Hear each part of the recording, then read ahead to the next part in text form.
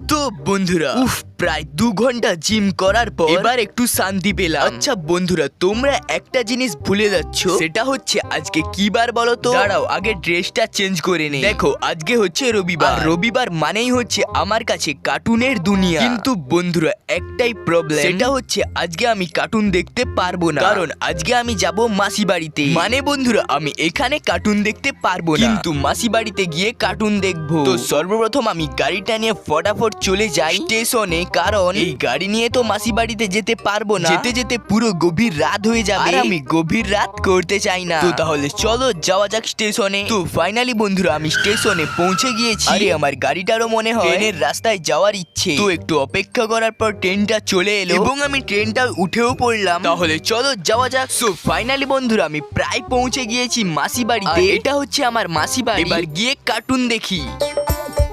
আসছে গোপাল।